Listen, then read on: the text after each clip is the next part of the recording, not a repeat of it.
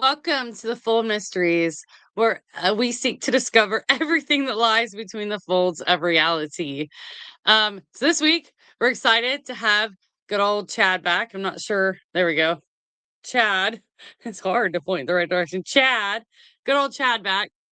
So you've been busy. What you been up to? Well, after the Bigfoot attacked me a couple weeks ago, I've been pretty much in bed rest. You No. got I've been attacked by Bigfoot. I've been up to remodeling. I've been so busy with remodeling and dealing with uh, the the guy I got staying with us to who I've known for years, so it's not like nothing that weird. Uh, Keeping him busy and yeah, it's what it's been and nothing Nice. else, Glenn. Home Depot runs. I drive to Home Depot a lot. Yeah, yeah. Oh my gosh. Okay, so side note, I do a lot of my own home repairs as well. Mhm. And I hate it when you think you got everything you need, you get it home, you start your project that you want to get done the same day, or either because you got the water shut off, or you got the electricity shut off, so you want to get it all done in one day. And then all of a sudden you realize that you're either missing a part, you got the wrong size, you don't have the right tool, so you gotta go back to Home Depot or Lowe's or wherever. And it's like that is the worst, and it happens every single time a repair needs done. It's like you I, don't have something and you gotta go back. I'm telling you, every time I go with a list. Is this everything we need? Is this everything we need?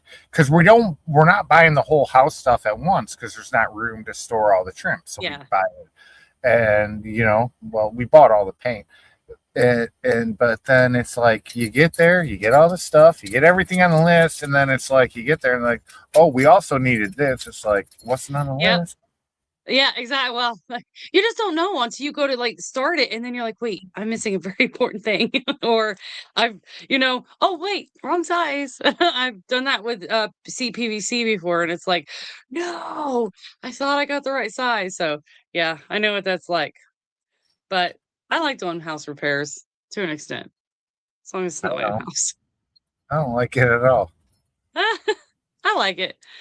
Um, so we're excited to be back. This one's a little different. We wanted to kind of do this one as like Q&A. We're going to interview each other and kind of talk about different things, just a whole variety of stuff. But most importantly, we wanted to talk about the conference coming up. And Chad, I'm going to get ready for a second because we're going to let them see. Oh, quick, wrong way. So, that welcome back. So, Chad, um, that Mhm. right there is the flyer for the Irons, Michigan Bigfoot Conference. We have a few of them floating around different places. So it's August 15th and 16th. And if you scan the QR code there, and I can also put it up here, scan the QR code, it'll take you to the ticket portion. You can buy spots on there. Um, you can buy your tickets to get in. If you buy a vendor ticket, reach out to me, let me know, and we will organize a position for you within the conference. It's going to be really fun. It's very family oriented. We're going to have some activity things to do for the kids and adults too, because I'm a big kid, so I like to do all the little kid stuff too. So it's going to be a really fun time. So it's definitely something that you're going to want to come out for. I mean, even if you're not into Bigfoot, it's going to be just a fun thing. There's going to be lots of vendors to see. There's going to be amazing speakers to hear and fun activities to do. Yeah, there Um, a lot of the vendors are it's going to be artwork and things like that there. So just the whole vendor the thing is going to be interesting for some people, which will probably draw them to the Bigfoot conference.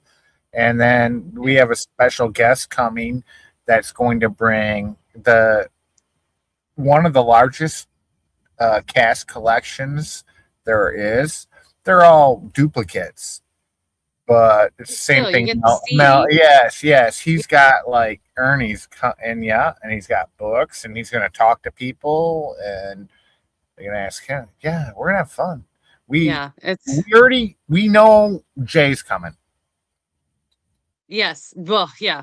We got some speakers already lined up. We have some additional speakers that we haven't added to our flyer yet. So Mhm. there's still more to come. We're just continuing to add great things to this conference, and we almost want to turn it more into like a festival eventually. That's something that we're really passionate about. You know, bringing awareness to this little town. That's just a little small community.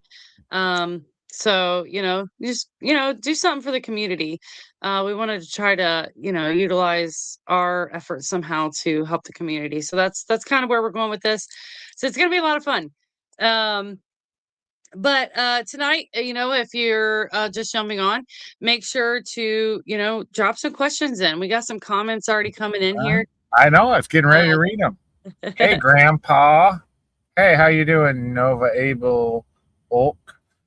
Oh my God, cool. two divas. You know it, man. You called us out. You called us right. Two. Oh, you misspelled. Divas. Divas. And Two of them. cool kid dad, Just his dog kidding. died. We're sorry, It's dude, if your dog Oh died, my dude. God. Yeah. To quote divas. Yeah. Oh my No. God. To quote divas. Cool kid dad, if your dog died, that's very sad. I love my dogs. They're like my children. Oh gosh. That's But sad. I'm sorry to hear that. uh, Um. So, so wait, Gwendolyn, I have to ask you a question. yeah. Does it sound like we're being trolled? I think so. But listen, they said, "Hey, grandpa." And it's funny because you're not the grandpa. I'm the grandma. Oh, that's funny. But I'm older than you. Yeah, but I'm the grandma. You're not a grandpa. They're calling you the grandpa. No, but if my dog has puppies, I'll be a grandpa. You know what? That's Even just yeah, that's I totally that's agree. in the future. It could be in the future. Got a German So, Shepherd, beautiful German Shepherd. I could be a yeah. grandpa. So my son has a dog, and before my son Jasper came along, it was my grandpuppy. That's what I called him, my little grandpuppy. And he'd come over and I'd watch him and stuff. So he's gonna be over on Monday to hang out so I can watch him. So that'll be fun. My little grandpappy, he's crazy. He's like a forever toddler. He's believe it or not, a Staffordshire Terrier, um, Staffordshire Terrier Corgi mix. Can you imagine that? Um, I don't know. I don't He's know got if like a I can add it all together. he's got like What? a pitty head But and little short legs and pointy ears, very tall pointy Mhm. ears. So is okay, Gigi. How's your baby? We got to know about that. We haven't heard about that. And So actually, since this was kind of like a special episode, I actually wanted to invite him on. So, if we can invite Jasper on the show, Mhm. I didn't give her a warning. Yeah, because he's getting so big. Okay, so I have a video of him saying, Mama. His mom recorded it. So she sent it to me. So now I have that video and I was going to post it because it's, oh my gosh, so cute. And he's only 4 months old. Yeah, like 4.5 months old. So he's getting big. But he'll be on in a minute. I don't know what she's doing. But in the meantime, I thought it'd be kind of cool to talk to each other about some of the things that we've experienced, some of the things Mhm. that we're knowledgeable about. And I was kind of going to, is she coming? I was kind of going to kind of jump into it talking about tulpas and egregores, which are very similar to one another. Mhm. And I'm sure a lot of people haven't heard the term tulpa. But I'm sure a lot of people have heard the term a a thought a thought experience or like a thought creation, which is basically what tulpas are and egregores in a way. So I don't know if anybody's ever heard of the Philip experiment. So the Philip experiment is a experiment that was done very long time ago. I believe I'm going to be wrong on this, but I believe in the late 1800s. Okay. So it was this guy who was a researcher, and he wanted to see what it was like if he made everyone believe that this ghost, they bought this house. It was, um, and they wanted to convince everybody it was haunted. So they gave everybody this packet and told everybody this packet was about a gentleman who had died on the property and was haunting it. And he um he had basically his whole life story, his age, how he died, his life story, what he did during the hauntings. And so these people would come and they would, experiment, or rather, discuss it, talk about it, research it. Over time, they started getting real activity from this Philip. And it turns out that the activity got so bad they had to abandon the experiment. Um, so the house, or where they were doing it, had never had any hauntings, never nothing. But the belief that this man existed, his name was Philip, he died there, he was haunting there. The belief of this collective mind of all these people believing one thing Hmm. kind of created Philip in a way. Hmm. Yeah. And sometimes you'll see that when you go into what I call pay to play places. And that's where you go and you rent the place for the night, you research it. They're great places if you have new equipment or techniques that you want to explore. You go to a place that's known to be haunted, and you test out your new theory, your new Or experimental thing, your new, or you go in a deep dark basement in Pennsylvania that's full of asbestos dust, as you can see it in your lights, and you yeah, put on all these lights and you see dark shadows. Yeah, yeah, we did that. we can talk about that too. But keep Yeah, going. we I'm can talk sorry to about that. interrupt you. So you see that a lot in these pay to play places where these stories kind of get built over time about, say, a little boy. And this little boy, um, you know, was haunting the place. And all of a sudden, a year down the road, they start getting like EVPs with the little boy's voice. They'll start, seeing the little boy run around the corner.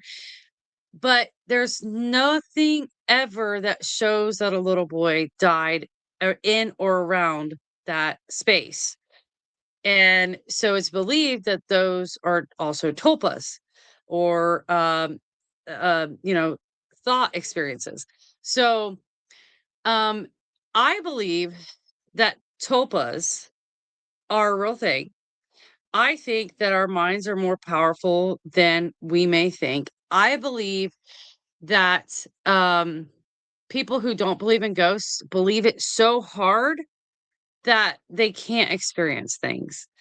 Um, and I also believe that we can create phenomena around us based on what we put our faith into, faith and belief.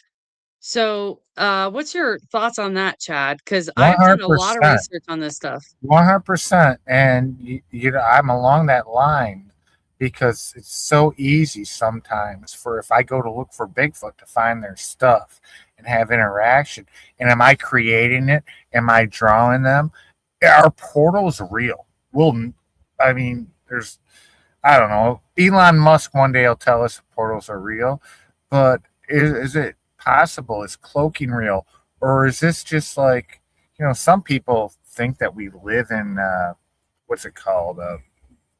Virtual reality. I don't believe that Hmm. at all. But I do believe we can create things. I do believe our mind's powerful enough to draw things in and create situations. 100%. If you go ghost hunting and you're receptive to ghosts, and ghosts, they realize that. If you're trying to draw them in, I believe you can like draw them in. And it goes with everything that's paranormal. Ghosts, Bigfoot.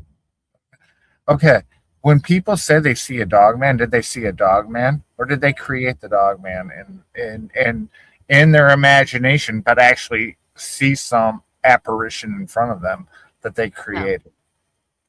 Yes. The I'm sorry. movie, you saw Ghostbusters, didn't you? Uh, yes. I Do don't you 100% remember it. remember the monster at the end that they had to destroy, and all they had to do was not think about anything, and whatever they thought about was going to come to kill them. You remember that at the end?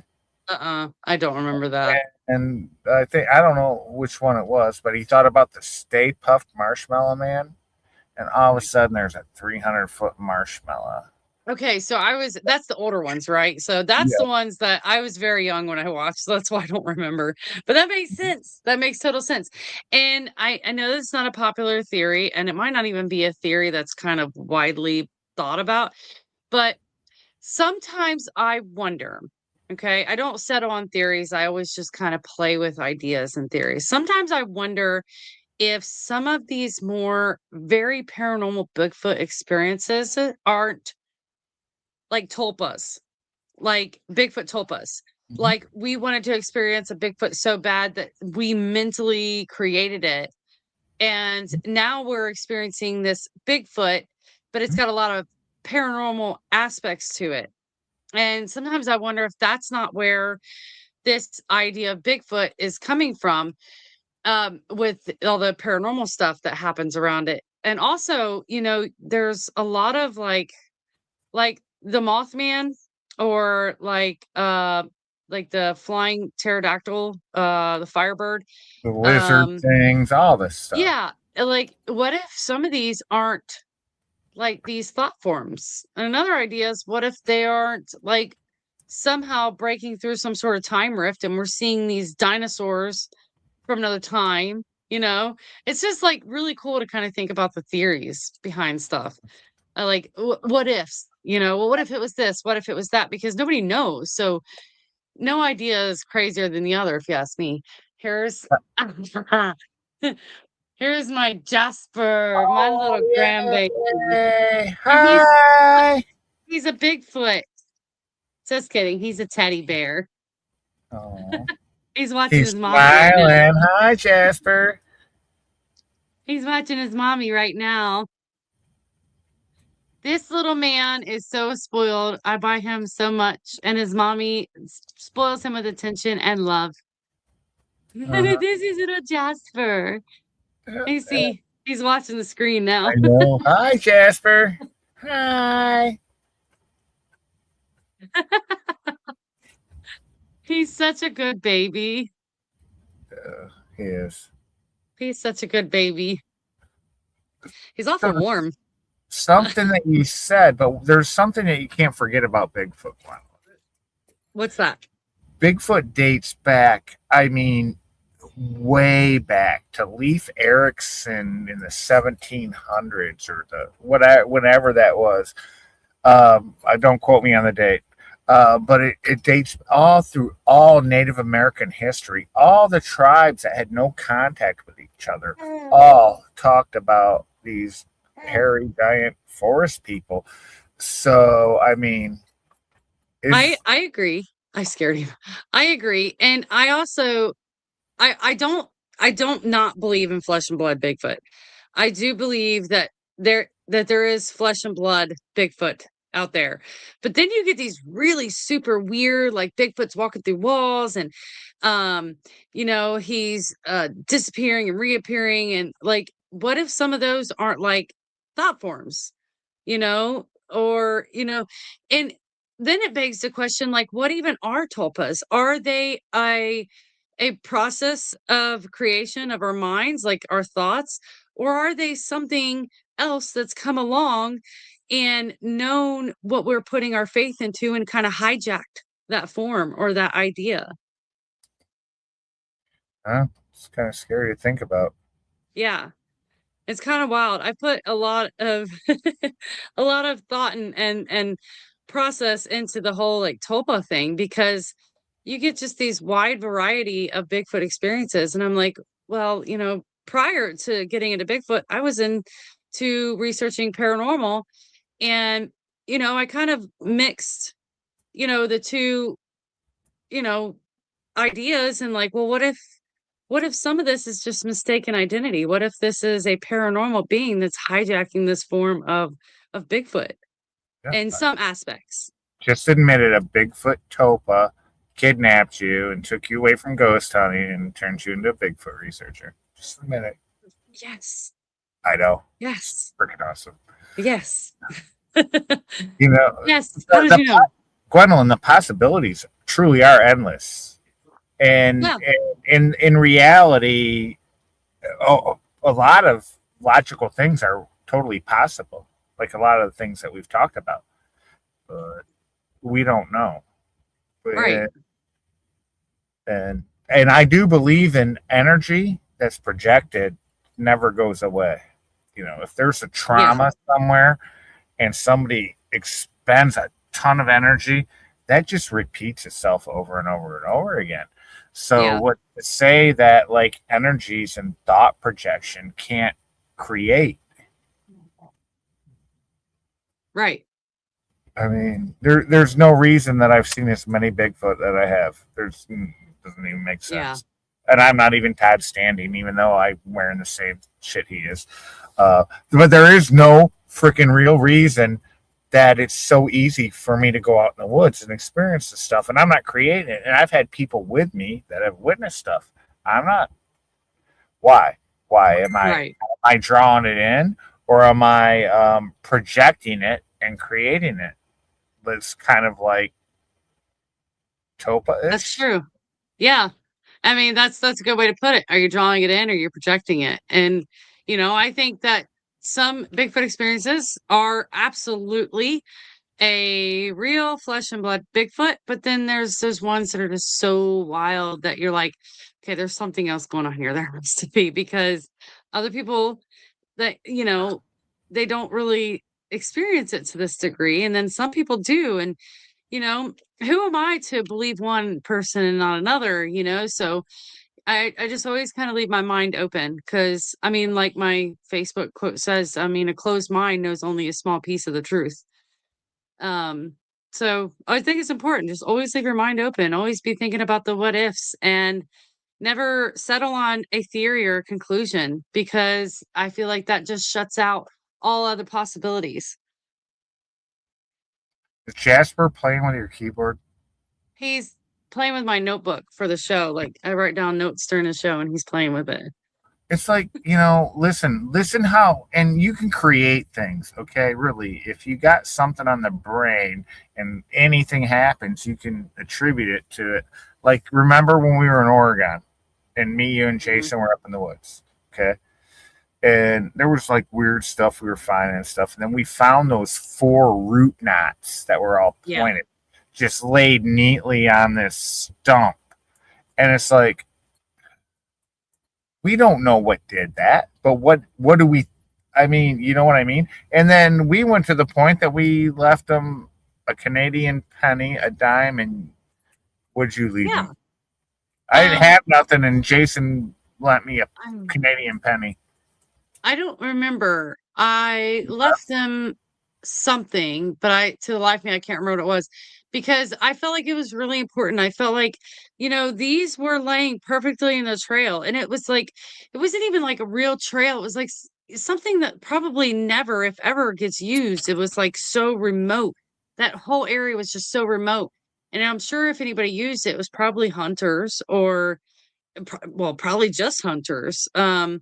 So I really felt like those were placed there for us because we did have some things that we experienced prior to that, and they just happened to be there, and then they seemed fresh. They seemed almost wet still. The woods was still kind of moist. We're just laid so neatly on a Yeah. stump. Just And like it's like really, if somebody's gonna take the time to pull these knots out of a rotted stump, because if you anybody understands what the knot is, it's actually where a branch kind of used to be, as what it is, and the branch broke off, and then when the tree dies, the knot is solid. I mean, the tree will rot, and these right. things are like that. Like you could kill a vampire with one, right? Oh yeah. Oh yeah. They were You like still have yours? I have 3 of them, I think, because no, I think I have 2 or 3 because I hid them in my bag to take back on the plane to get 'em back. Yeah. And, then, you think I got yours because you're afraid that yours is going to get damaged because you had Well, that whole because big I was trip in carrying front a of you or Bigfoot something. print back too, which got flagged both Yeah. on and everything because they scan your bag and they see this like Bigfoot, Yeah. like it was a Bigfoot cast. Yeah. So I have either two or three. I think it's two. Um, but yeah, it was just weird. And I just really felt like I needed to also leave something behind. Like I needed to, it felt like a gift and it felt wrong to just take it without, giving something back.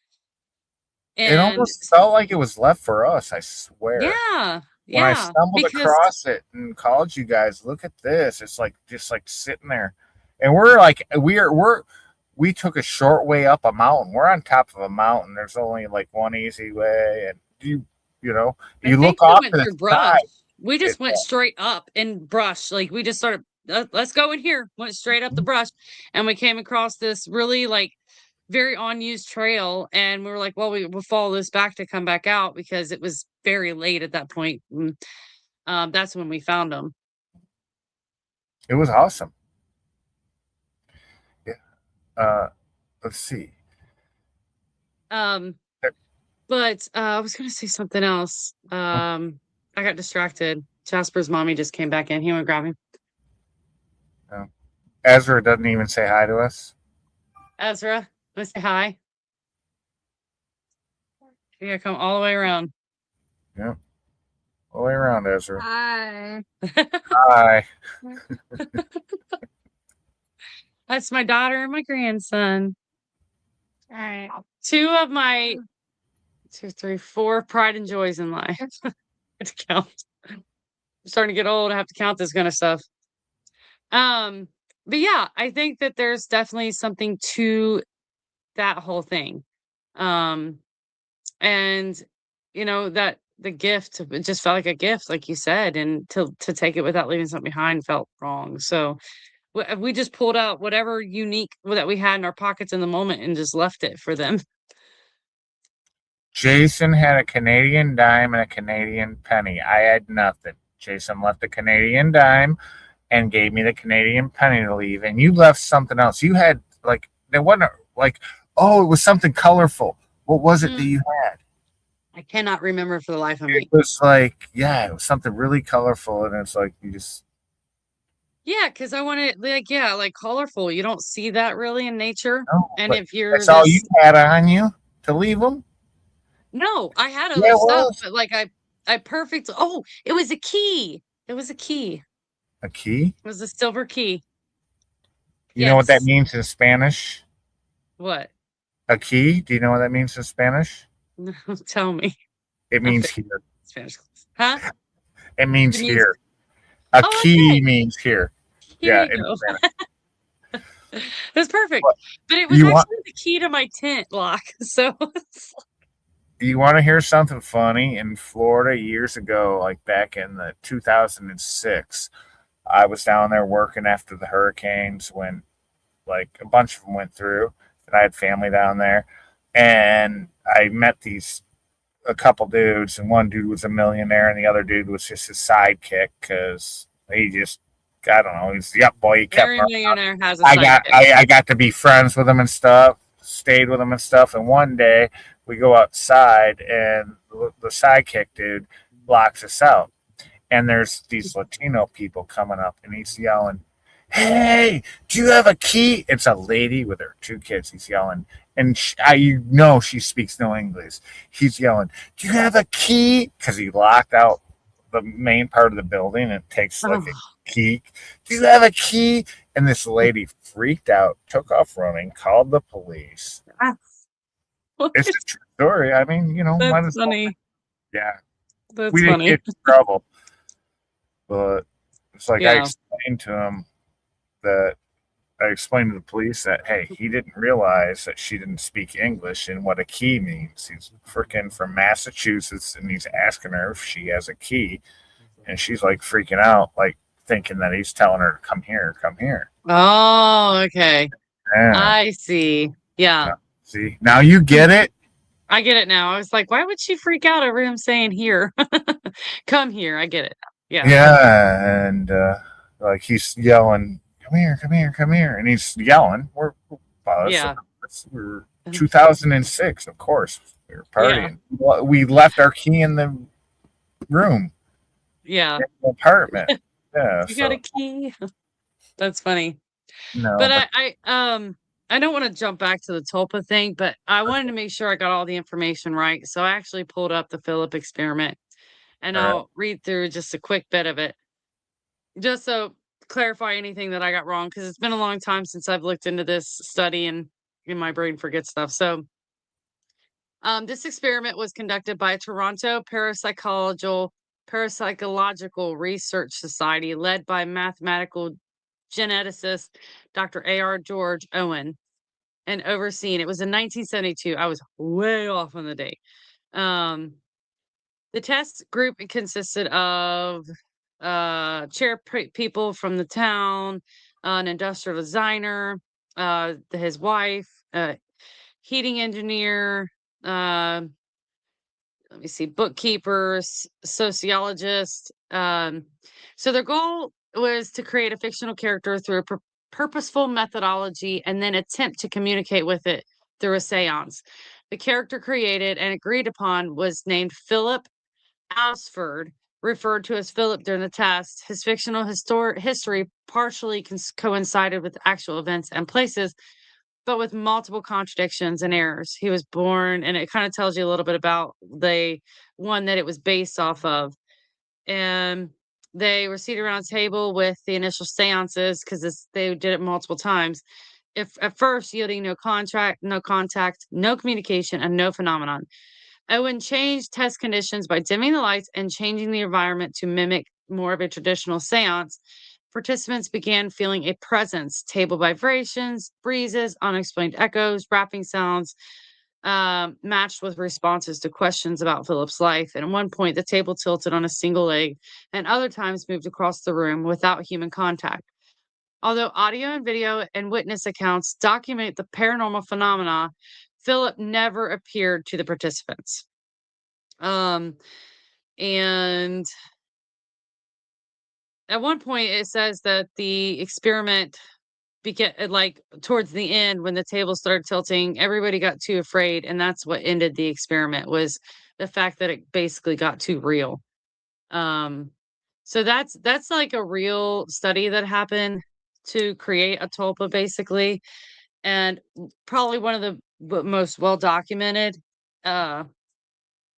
experiments about a tulpa. Skillfully, I have experimented in creating a tulpa, and it didn't go very well because so tulpas, being thought creations, never lived, never existed, don't have emotion, don't have feeling, don't have compassion, have no understanding of human emotion, physicalities, life, death, anything like that. So that being said, a tulpa, when created, basically can run rampant. Okay, once it's created and continue to be fed, it will take on the ideas that is provided to it. However, when they are basically left to their own devices, like toddlers, they go kind of haywire. And typically things go south really fast. They become violent. They can become demonic like. And I've experienced tulpas that were claimed to be demons by other researchers, and I get in there and I'm like, wait, this is not a demon. This is giving back what I'm feeding into it. So um I I will talk about the tulpa I created. So the tulpa that I created was when my kids were young. Um I tried to make it a very like bright, happy experience, like one that was very positive. But when my kids were young, I told them, I said, if you knock on the window at night, they weren't like super young, like 9 and 12. When you go to bed, you knock on the window. When you go to bed, a fairy will come to the window and knock back. Well, it spooked my daughter. She didn't really want to do it. And my son, he thought it was stupid. But my daughter, had this belief that it was real. So she projected thought in the whole thing too. Yep. I was utilizing young minds, young impressionable minds, Mhm. and I felt confident that I would be able to, control the situation because I have a lot of experience in the paranormal world. And one night when my daughter was going to bed, we heard this boom, boom, boom, boom, boom on her window and took off running outside. There was nothing around the house. I walked around twice, nothing there, nothing there, nothing there. And immediately I was like, Mm, it's the fairy, isn't it? And I'm like, oh, I forgot. Because it had been a while and I forgot about it. But I attribute it to that, like, telling her it would knock on the window and it would, bring happiness. Well, when you forget about it, then it kind of becomes whatever is fed to it. My daughter was spooked by it, so it became something spooky, and then it became something negative. So basically got rid of that right after that. Took care of it. I never do that again. But I feel like we all kind of collectively created that sort of tulpa situation. um so if you ever get into the idea that you want to experiment with creating a tulpa, use caution and just be aware that, like you said, Chad, energy just doesn't go away. It only changes. And you got to be prepared for it to change into potentially something negative without that understanding of life and death and emotion and compassion. It things tend to automatically kind of spiral downwards. So be prepared to fix it if you're going to test this stuff because it could go south. So yeah, a lot of information there about tulpas. mhm. What do you think? Now, I am going to send you the clip of the Stay Puft Marshmallow Man because you're going to see that. I'm going to just send you that segment of it after we're done here, so you can see how the one guy don't think about nothing, and or it'll get you, and the guy thinks about the friendliest thing he can, the Stay Puft Mar. Yeah, it's awesome, and That's it's okay. So yeah, it's a like tulpa. what he created it. Yeah, That's well, wild. there's more to it than that. It's not just there's something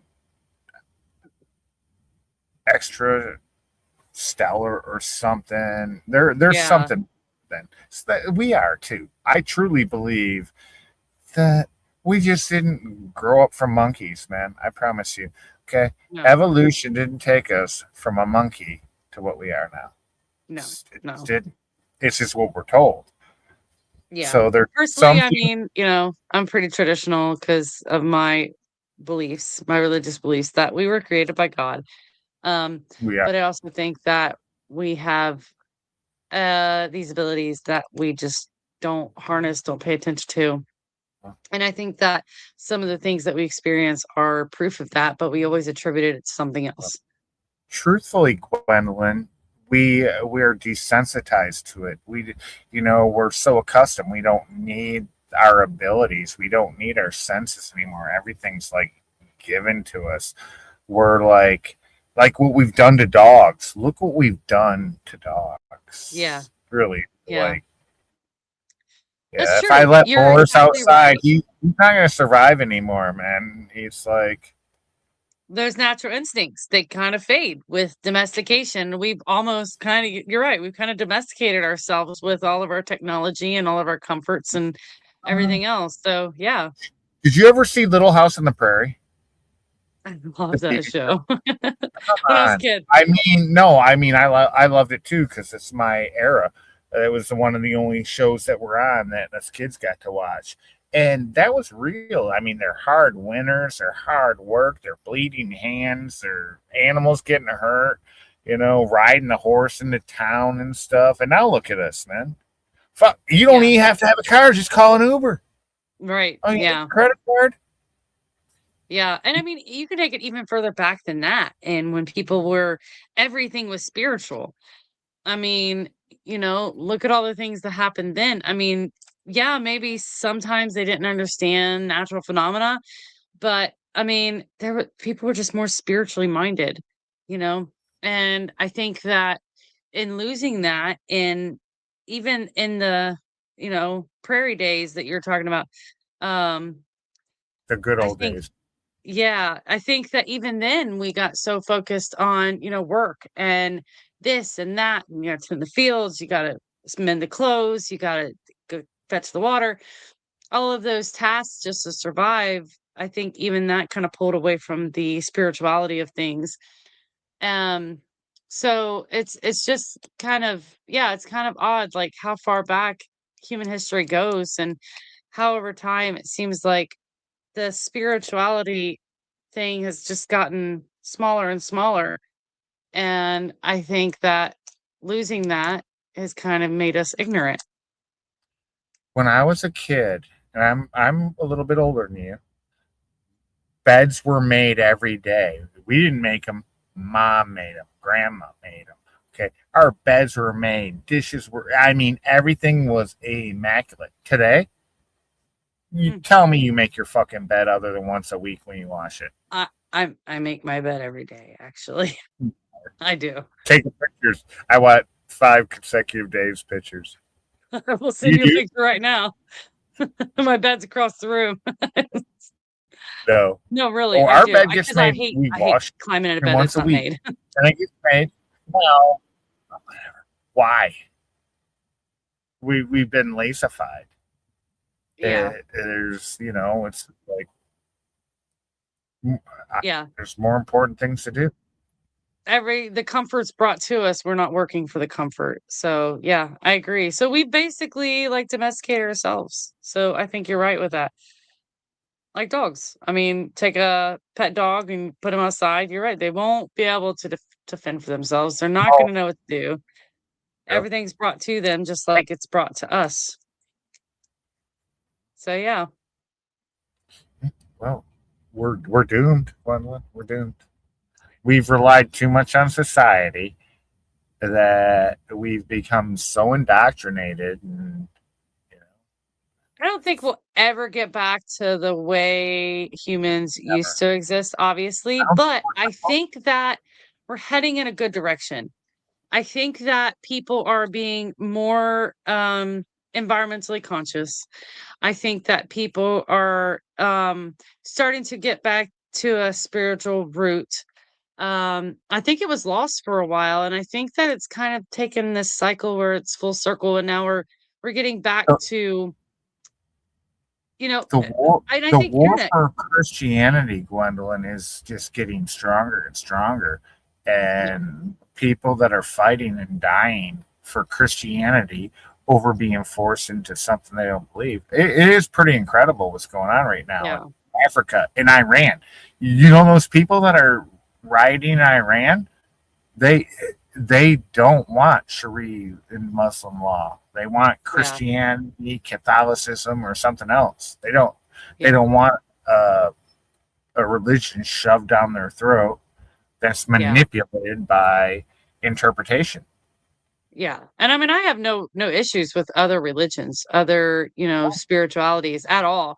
But it's the idea of forcing it on people that I believe is the wrong way to do it. Um, No, well, no. When you kill but people because they don't believe that way, that's where it's wrong. It's not yeah, just forcing it on them. It's like if you're found with a Bible in Iran, you're freaking dead. You're dead. yeah, yeah. But we can move on to other topics because that starts to get into more like political It's type stuff, well, which, they're rebelling for Christianity, yeah, so we want to talk about that a little bit. yeah. It's like that's what they're doing. Yeah, I mean, but like I said, things are changing. It's coming full circle. People are getting back into their spiritual roots. People are starting to look outside of what's directly in front of them in daily life, and they're starting to look beyond. And the internet could be a part of that. Making cryptids and paranormal stuff not so taboo, more interesting and curious than taboo. So, I think that the internet is good in some aspects, and then again, it's bad in some aspects. So there's that. But I wanted to kind of move on. If you have anything you want to talk about, because I don't want to hog the scene here. because you were. Not really. What do you want to talk? Do you want to talk about that dusty ass basement we spent fucking? Pardon my language. That we spent Yeah, we can several talk about hours. that. Probably took 3 years off our life. Yeah, we can talk about that. You remember the lights, and we're seeing the dust and all the asbestos, and it's like little. Do you remember that? It was in Pennsylvania. That was insane. Yes, I do remember that. And because when you were shining your flashlights, you could just see it all in the air, and it's just And yellow chunks. And sat down there for hours. We set up your little moving light and stuff. yeah, the laser grid. Yeah, and then we had the shadow, and that was in the opposite, just across from us in a different section, moving around. It's like, what is that? And then I swear I heard it growling coming from the other section down there in the Well, basement. when I heard something, I didn't know if it was. I heard something. Yeah, I'm still curious if the cameras caught it because I didn't have the footage on my devices. So I'm still curious. I got to reach out to Jason and see if he was able to capture that because it was freaking wild, man. It's like to hear that growl and then all of a sudden you start getting this activity. And then it starts. Okay, so the most wild part. So we have an Ovilus going. And anybody who doesn't know what Ovilus is, it is a word bank. Okay, it's a device that has like so many words in their word bank. And the ghost or whatever's down there has the ability to kind of manipulate this device to spit out words to talk. And then on top of that, we also had a spirit box going, which is basically a device that kind of scans through radio stations at so many speeds per station. And when it starts coming together in sentences is when, you start getting evidence. Because it never stays on a station long enough to get a full sentence. So if you get a full sentence, it's manipulating that device to be able to talk. So that's the two devices we had going. And so the Ovilus that we had going, you guys were so excited about seeing this shadow. Right. Both of you. When this shadow popped up on the wall, you guys got so excited about seeing this shadow. Like you started getting hyped and loud and like smacking each other. Like, look, do you see that? And then this thing goes fighting. And it's responding to what you guys are doing in live time. And I was like, no, they're not fighting. And it says arguing. And I was like, no, they're not arguing. They're just really excited. And so Jason goes, yeah, we're really excited. I'm sorry. We didn't mean to, So it's the Ovilus is spitting out these words that are responding to you guys and your behavior in that moment, which was really cool. I believe you're forgetting something. What, the Don't wheel? you remember I went in there and I sat on that old spool? Yeah. And then what did it say? It said, okay, so prior to you guys seeing the shadow, we were down there for a little bit and I'm sitting over in this one little corner. Jason's kind of like forward and to the left of me a little bit, and he's shining his camera on the laser grid that I have going on the wall. And you kind of meander off and you go off into this dark area where we can't see you. And I said, it said broken wheel. Yep, broken wheel. And I was like, broken wheel? And you were like, I hear you from off in this corner, this dark corner where I can't see you behind this little pillar. What the F did that just say? No, that's what I was sitting on a broken wheel. That's what it was. You were like, what did that just say? And I was like, broken wheel. And you were like, I am sitting on a broken wheel. And it turns out you were sitting on a broken wire spool. It's like those big giant spools. It looks like a wheel and it was broken. And even the gentleman from the college, when we talked to him about that afterwards, he goes, yeah, that's been down there for a while because it's broken. So that was cool. And then following is when we got the interaction with the Ovilus responding to you guys' action, you guys' behavior live time. So that building was really, really, really cool. I mean, there was areas that was like, kind of really exciting. And then there was other areas that just felt very dead. Like it was like no activity. And you get that at haunted places. You have some places that are super, super, super energetic. And then other places like nothing happens. There was parts of the library that you just could feel something only in certain parts. And there was parts of the building that were just like, you didn't feel nothing. And then the whole history is what? It's all haunted because like one person jumped from the top to commit suicide because she got cheated on back in the. I mean, I'm sure a lot of people have died there, but isn't that like kind of the story? This student?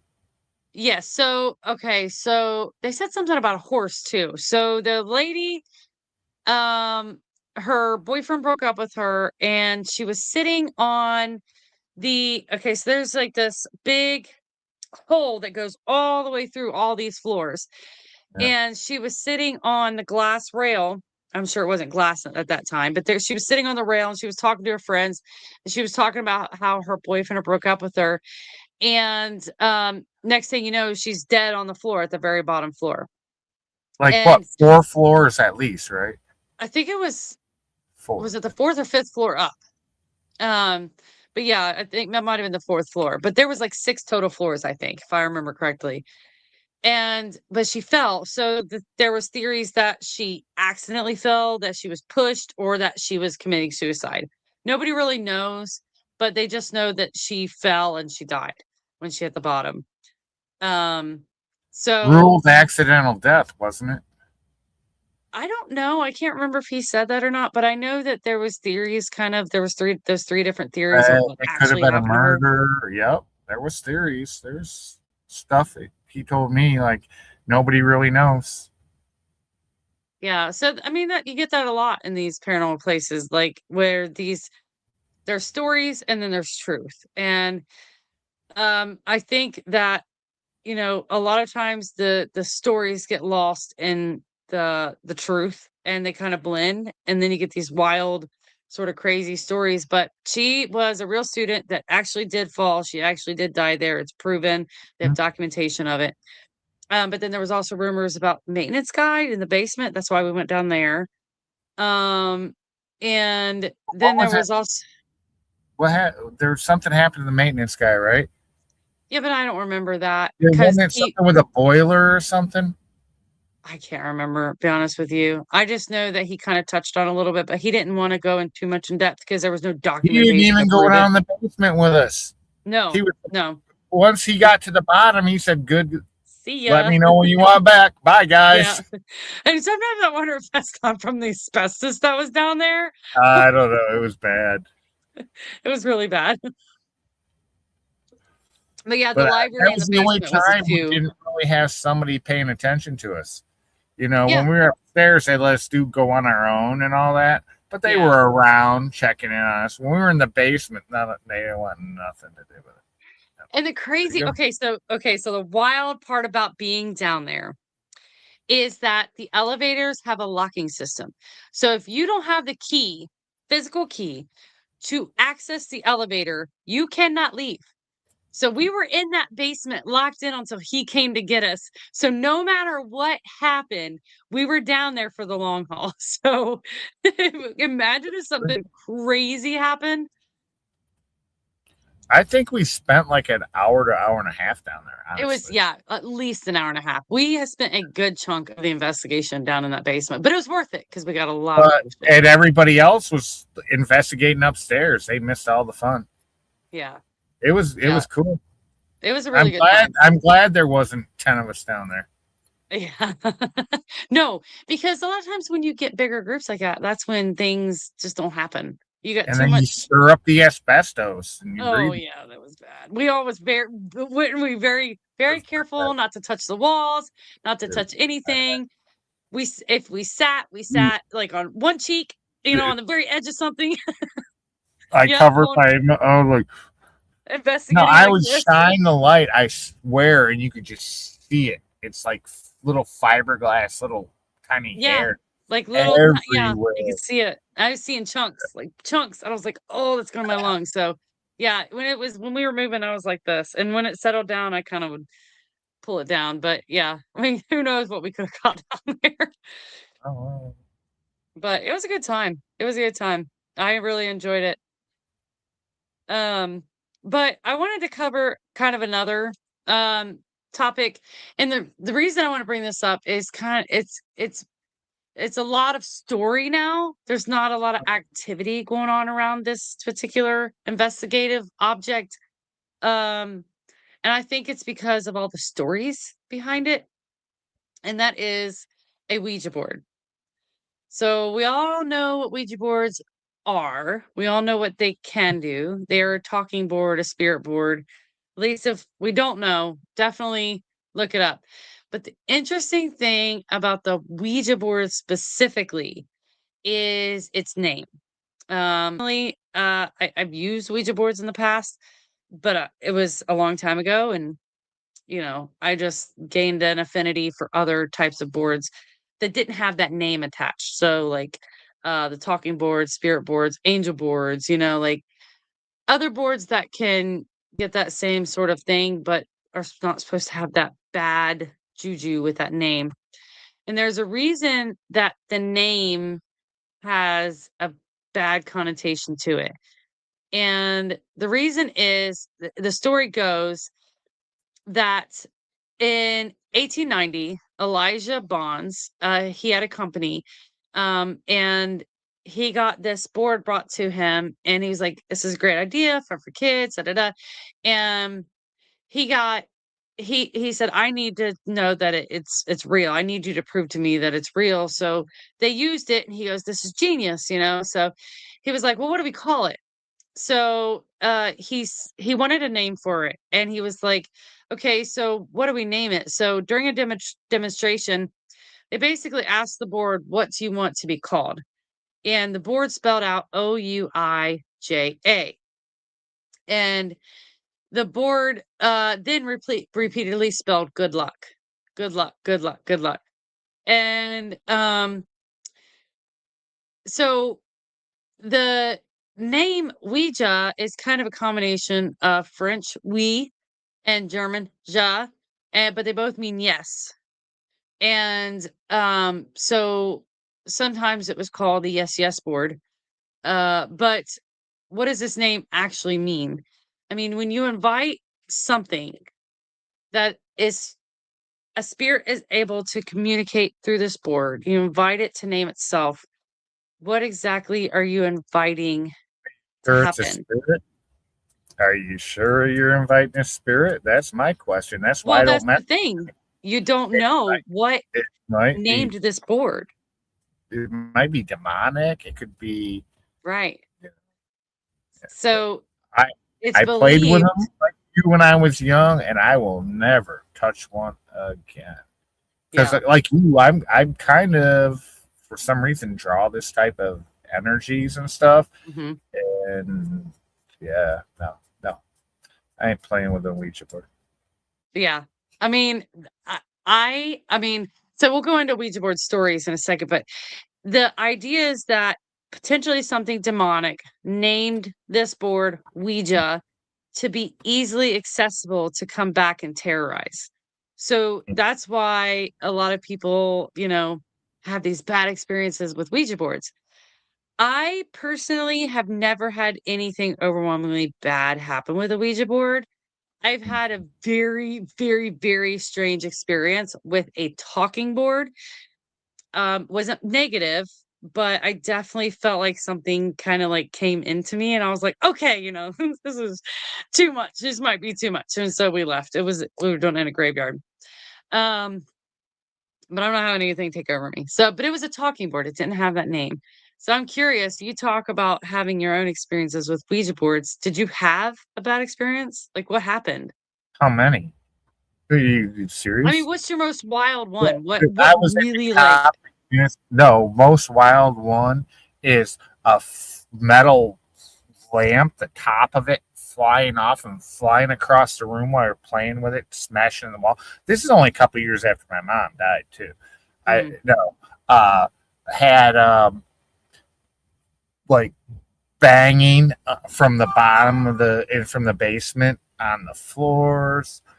Um, had was told to go places that were just like where somebody had died. It told us we were looking for treasure. Me and my friend, we were still in high school.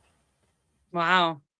And we had driver's light. He was like 16, 17. I was, and it gave us this address, dude.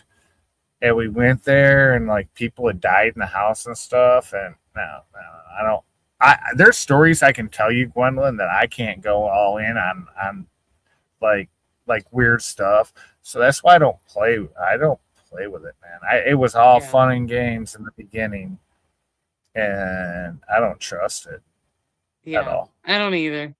I don't either. You know, I already have enough weird stuff happen. I don't need any more. And anytime something new comes in, it just this like spiral of energy. It just takes so long to go away. So yeah, I don't mess with them anymore. I don't even do talking boards anymore.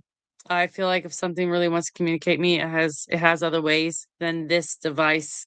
So, but what you're talking about, where you guys were looking for treasure, and it kind of sent you off to this house where these people died, it sounds to me like like the old version of the modern Randonautica. So, have you ever heard of that? So Randonautica, when COVID was kind of a thing, this developer created this app called Randonautica where you could basically put a thought out and say, okay, I want to go to this. And people were, I want to go see something evil. And then they think about that and then they open Randonautica and it would give them and it would give them coordinates and you could hit the map and it would take you right to it. And people were having these wild experiences. I mean, there's videos all over YouTube about it where like they want to go see something evil and then they drive to the location and then they look in the rearview mirror and there's this like crazy old lady just standing there staring at him with these black eyes just chomping her jaws. And then the most well-known one was when they wanted to go find something. I can't remember what it was, but they ended up finding a dead body in a suitcase. And they called the police. The police came out, became a crime scene. That's so well documented. It's called Randonautica. And at one point, I went out and we did Randonautica to find Bigfoot. And I think this is on the Fold Mysteries Facebook or YouTube, one or the other. Um, so we wanted to find Bigfoot using Randonautica. And it ends up taking us to these coordinates where we end up really deep in these woods. And there's this big opening that has just tons and tons and tons of like corn stalks, like whole corn stalks and leaves and stuff, like all over it. And you can see where these big, huge, like impressions are laying in these corn husks and corn stalks. And I'm looking around and I'm looking on my map and I'm like, there's no open fields because I'm thinking maybe the corn stalks blew in or, you know, maybe they were carried in by some animal, but there was so much area that had all of these corn stalks and corn husks. And then they could tell these big, huge impressions where something was laying in it. And I was like, dude, this is wild. So, I mean, and then we did it again, and it took us to a grave site on the side of the road where some kid had died, and this young black kid, and there was like this beautiful little poem, and like it was just like, wow, like this is really something. And that kind of leads into, is it our thoughts putting it out there and manipulating this device to take us to something unique? Because both times I did it, it took us to weird places, and I'm like, "This is crazy." We should do a So, study on that. We should test it. The next time we go out, let's just focus. I'm going to be like, focus on this. Just think about it the whole time. Don't speak. Just think, think, think, think. And then we'll get there and yep, say, okay, let's see if it happens. let's do it. I Let's do it because believe the it. app still exists, I think. I believe that not only do you create things in your mind, you that aren't real, you just because it's on your brain. You know what I mean? You know, you're in the woods looking for Bigfoot and you hear a stick break. What's the first thing you're going to Yeah, think? something Or, behind me, you know? no, you're going to think that Bigfoot. Uh, Right, yeah. no, I truly believe that we kind of create this on our own. I think the universe is so vast. We don't realize our abilities. We don't realize what our subconscious is and can do. We're desensitized to using our brain like we used to. You know, we could probably do ESP, which some people can.